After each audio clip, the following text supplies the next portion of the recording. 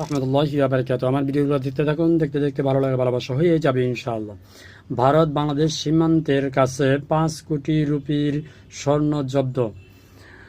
ভারত বাংলাদেশ আন্তর্জাতিক সীমান্ত থেকে 5 কোটি রুপির স্বর্ণ জব্দ করেছে বিএসএফ। রবিবার বিএসএফ এর দক্ষিণ বঙ্গ সীমান্তে 194 ব্যাটালিয়ন জওয়ানরা পশ্চিমবঙ্গের নদিয়া জেলার সুন্দর সীমান্তের ফাঁড়ির কাছে এক ভারতীয় চোরা কারবারিকে গ্রেপ্তার করেছে। সুনির্দিষ্ট গোয়েন্দা তথ্যের ভিত্তিতে বিএসএফ সদস্যরা ওই সন্দেহভাজন ব্যক্তিকে তল্লাশি চালাতেই তার কোমরে লুকিয়ে রাখা 35টি স্বর্ণের বার উদ্ধার হয়, যার সম্মিলিত ওজন 4 কেজি 670 গ্রাম। আন্তর্জাতিক বাজারে এই স্বর্ণের মূল্য 5 কোটি রুপিরও বেশি। একই সাথে তার মোবাইল ফোনটিকেও জব্দ করা হয়েছে।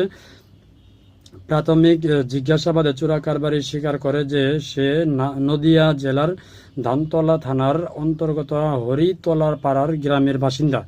জিজ্ঞাসাবাদে চোরা চালান নেটওয়ার্ক সম্পর্কেও গুরুত্বপূর্ণ তথ্য পাওয়া গেছে। জব্দ করা স্বর্ণ সহ তাকে আরও তদন্তের জন্য সংশ্লিষ্ট কর্তৃপক্ষের কাছে হস্তান্তর করা হয়েছে।